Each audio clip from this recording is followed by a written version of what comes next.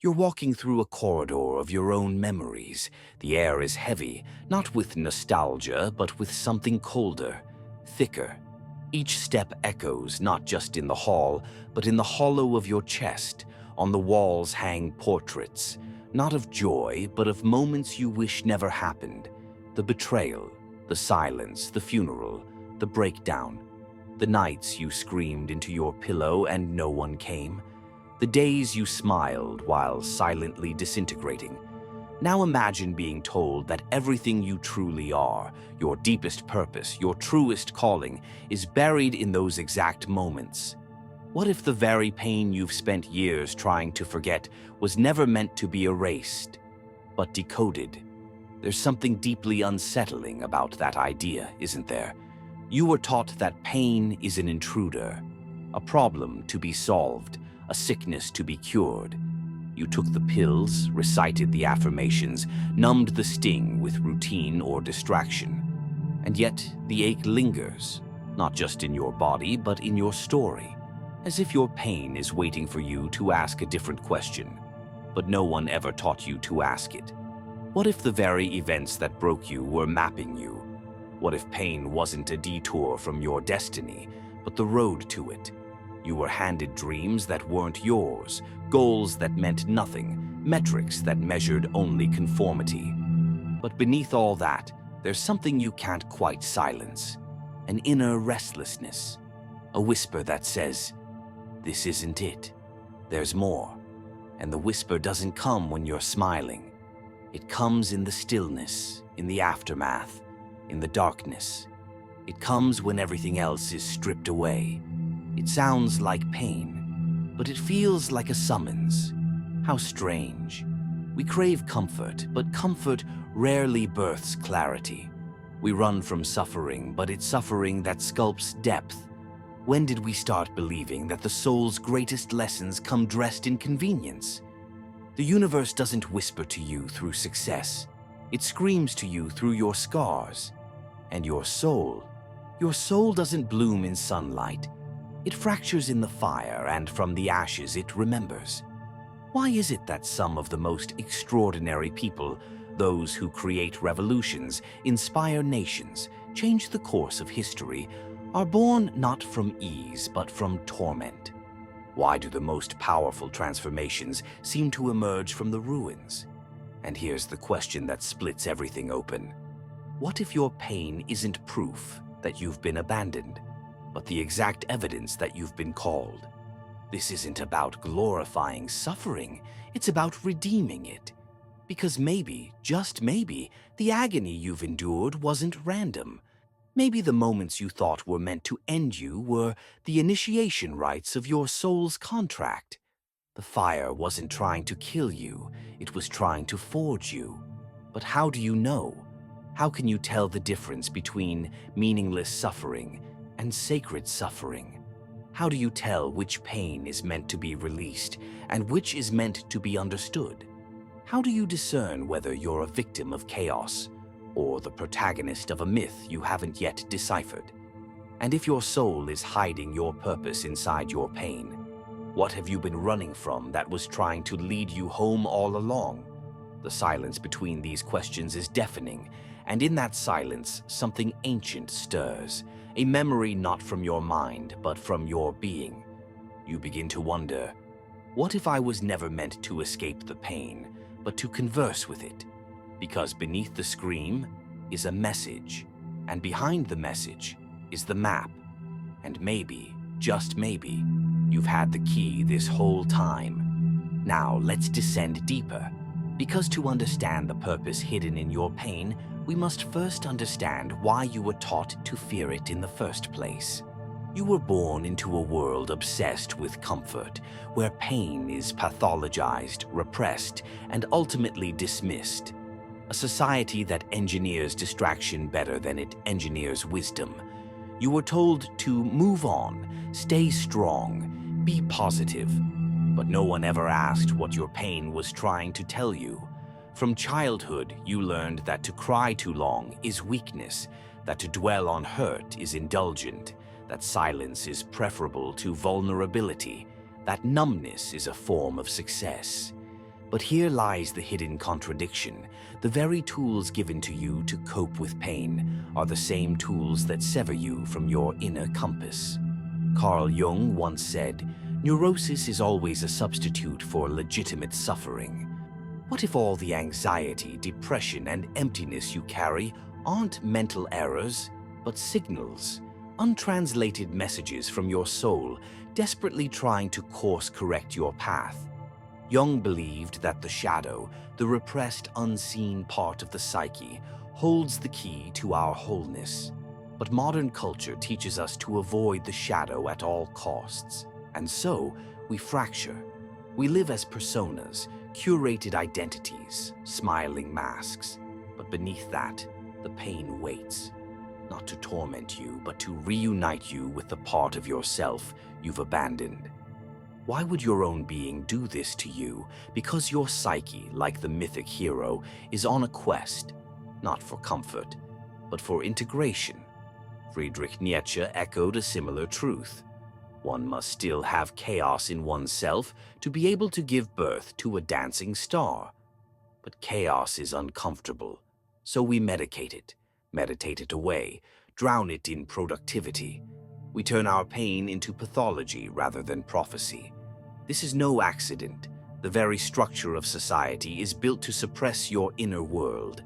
An economy that thrives on your dissatisfaction cannot afford for you to sit in stillness and listen to your pain. If you did, you might stop buying, stop obeying, stop chasing illusions. Arthur Schopenhauer saw suffering not as a flaw of life, but as its core. He wrote that suffering is the direct and immediate object of life. But this isn't to say that life is cruel. Rather, that through suffering, we become aware of our desire, our attachments, our illusions. Pain is the rupture, but also the revelation. You see, the reason pain feels so unbearable is because it dismantles the lie. It reveals the truth you were too afraid to confront.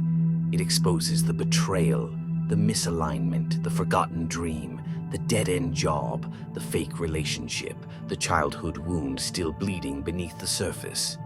Jean-Paul Sartre called this kind of revelation nausea, the sickening confrontation with the absurdity of the roles we play. And yet, in that nausea is the birth of authenticity. But instead of embracing this, we are conditioned to run. We chase the mirage of normalcy. We bury the breakdown under a resume. We shrink ourselves to fit a mold that's too small for our soul. And in doing so, we betray our own becoming. Pain in its rawest form is a mirror, and most cannot bear to look, because if you truly stared into the eyes of your suffering, you might begin to remember who you were before the world told you who to be. And that remembering is dangerous. Viktor Frankl, who survived the unspeakable horrors of a concentration camp, wrote, "In some way, suffering ceases to be suffering at the moment it finds a meaning. But here's the dilemma. Meaning isn't given. It's forged, in the fire, in the abyss, in the scream. You must descend to make sense of your sorrow. You must dare to question the beliefs you've inherited. You must sit with the agony until it speaks. Not in the language of logic, but in the poetry of the soul. Because your pain is not senseless. It is not random. It is precise. It is the surgical blade slicing away the illusions you mistook for identity. And beneath the ruins, something waits, not broken, but buried. You've been taught to fear your darkness. But what if your darkness was never the enemy? What if it's the only part of you still honest enough to call out for what you truly need? You are not broken. You are beckoned. Your pain is the invitation. But before you can answer it, you must understand the cost of refusing. Because what you don't heal begins to rule you.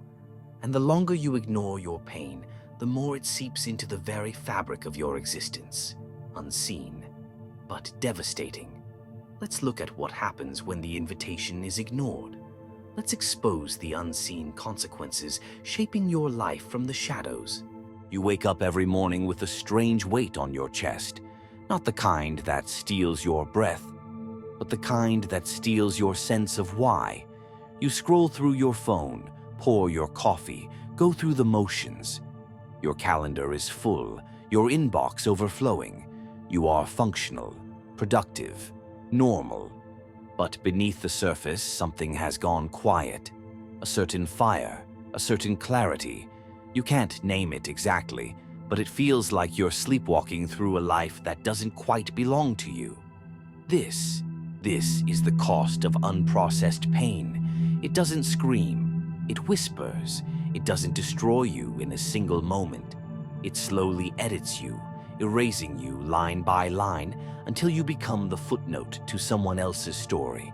Pain denied doesn't vanish, it migrates.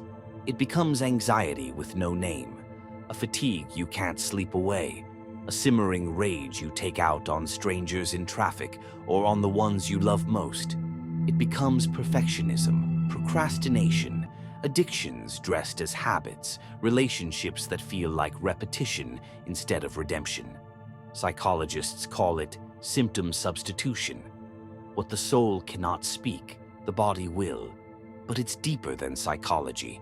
This is ontological erosion, the slow dissolving of your essence. Cognitive science tells us that the brain is a prediction machine. It hates uncertainty. So when you bury pain without meaning, the brain still tries to make sense of it. And in the absence of truth, it creates false narratives. It's my fault. I'm just not enough. Nothing ever works out for me. This is just who I am. These aren't thoughts, they're neural scars.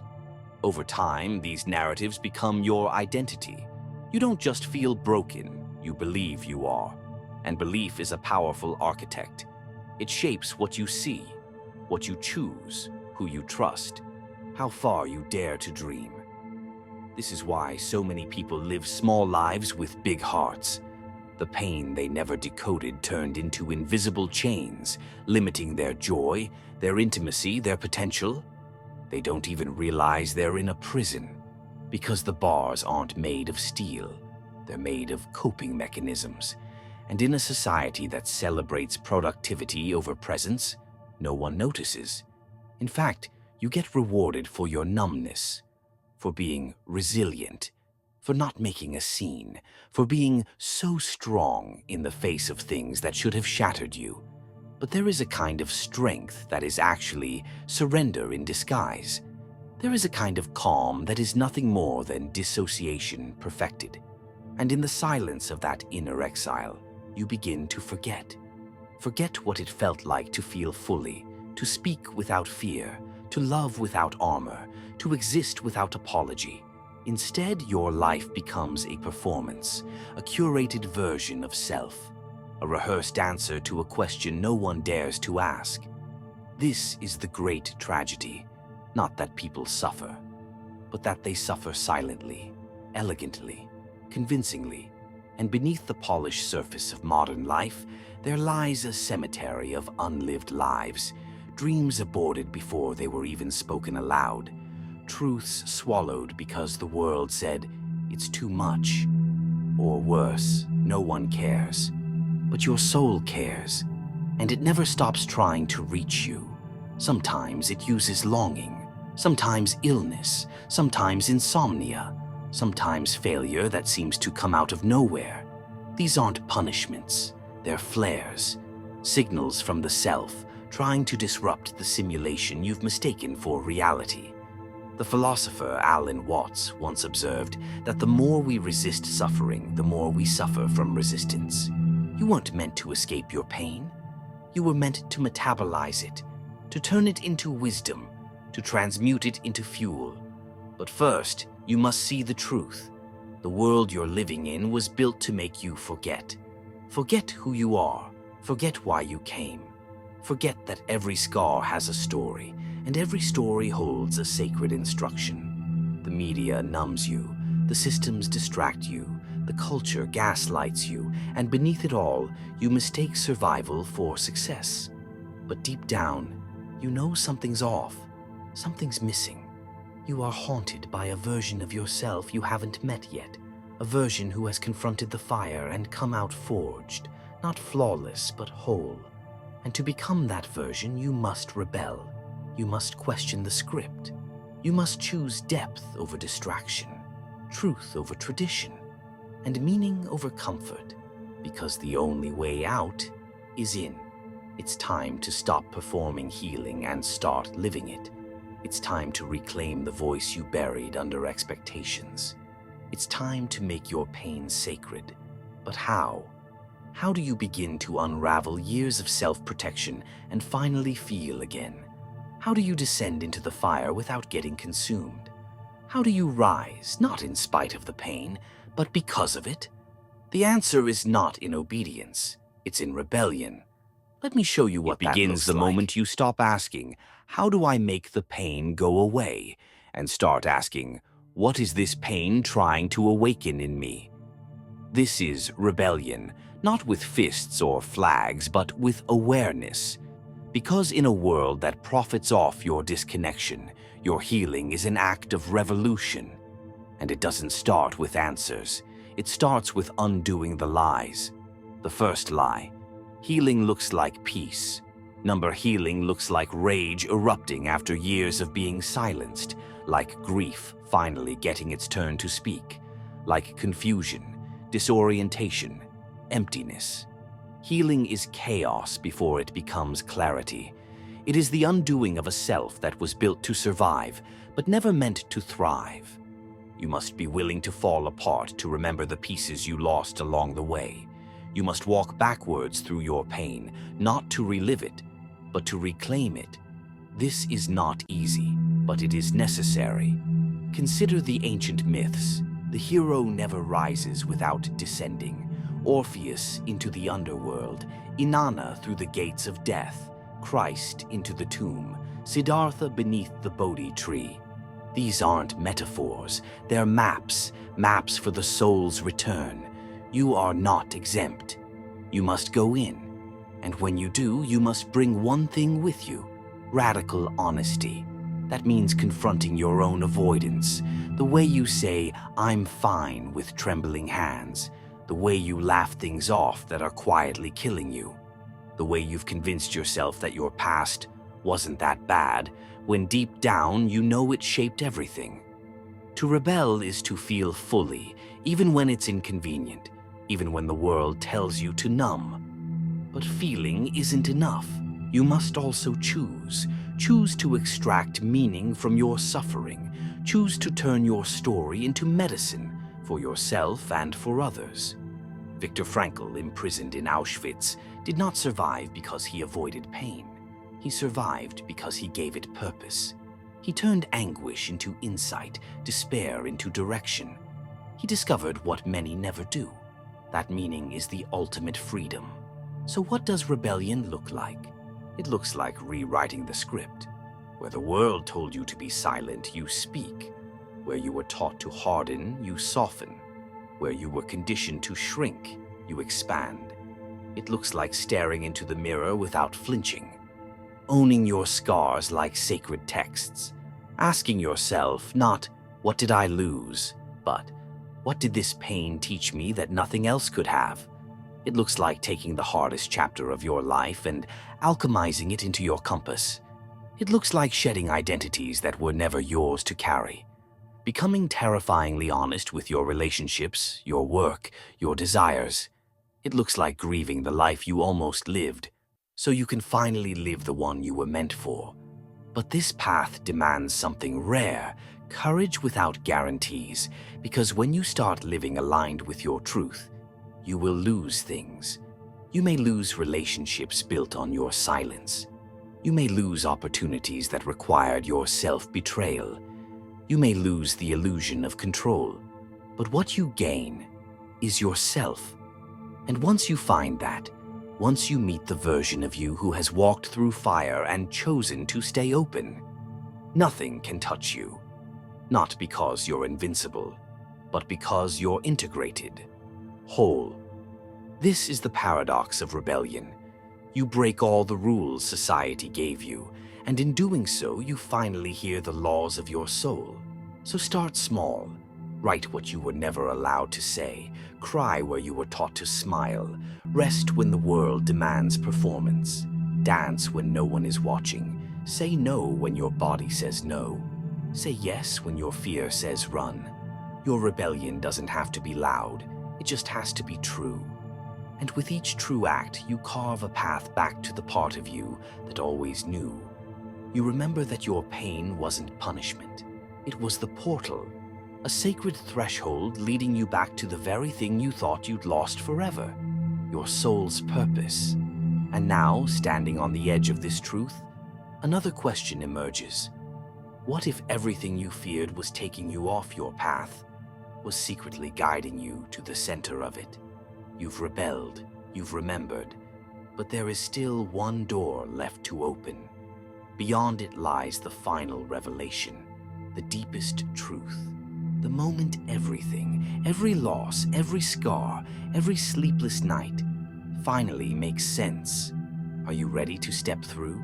There comes a moment, quiet, sudden, and strangely unremarkable, when you realize that nothing outside of you will save you. Not the validation, not the success, not the apology that never came, not even healing in the way you once imagined it. You sit with the weight of everything you've been through, the betrayals, the breakdowns, the nights you begged the sky for answers.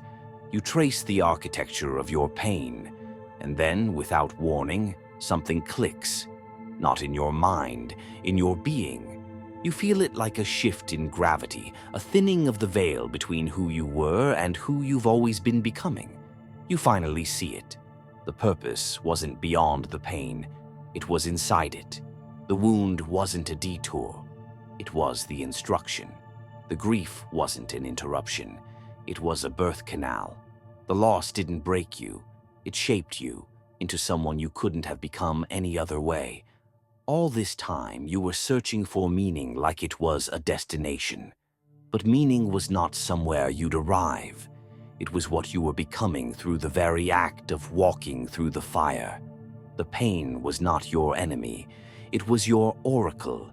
Your soul does not speak in comfort. It speaks in catalyst, and pain is the purest form of that language. Why? Because pain strips away illusion. It burns through roles and facades. It forces you to confront what is real. The way the death of someone you love reminds you how fragile everything is. The way heartbreak reopens the longing you've buried since childhood. The way failure tears down the ego and gives birth to humility. The way loneliness carves out space for the sacred. Each time you were shattered, you weren't falling apart. You were falling deeper into yourself, into a truth that cannot be taught, only remembered. You see, your soul's purpose was never a title, a job, a singular mission. It was never about what you do. It's about who you become through the path only you could walk. The very things you wished never happened were the things that made you. The rejection gave you discernment. The silence taught you to listen. The suffering gave you depth. The betrayal taught you to trust your intuition. The breakdown opened the doorway to surrender. You were never broken. You were being carved. And the shape you were carved into is the exact shape of your sacred offering to the world. Do you see it now? Your deepest wounds contain your most profound wisdom. Your suffering was not senseless. It was specific. It was the furnace that revealed your essence. And once you stop resisting it, once you let go of the belief that life was supposed to be painless, you begin to see differently. You no longer ask, "Why did this happen to me?" You begin to ask, "What is this calling me to become?" Because now you know, the soul doesn't seek ease, it seeks expression, and expression is birthed through encounter, through rupture, through rebirth. The ancient mystics were right. You must die before you die so you can truly live. And you have died many times. But you're still here, which means something extraordinary. You're not just a survivor, you're a storyteller, a seer, a transmitter of light coded in shadow. And the world needs that version of you more than ever. Not the version that hides the scars, the one who wears them like sacred tattoos, proof that the fire didn't win. So what now? Now, you return to your life, but not as the one who left. You return transformed, with new eyes, with a spine forged in truth, with a heart open enough to hold contradictions. You become the one who walks into rooms and reminds others of what they forgot they carried. You become the permission slip, the mirror, the medicine, not because you found all the answers, but because you became the question. And here's the final paradox. Your soul's purpose was never hidden in your pain. Your soul is your pain, transfigured by meaning. So stop waiting to feel ready. Stop waiting to be perfect. Stop waiting to have it all figured out. You are not here to be invulnerable. You are here to be real. And that is enough. That is sacred.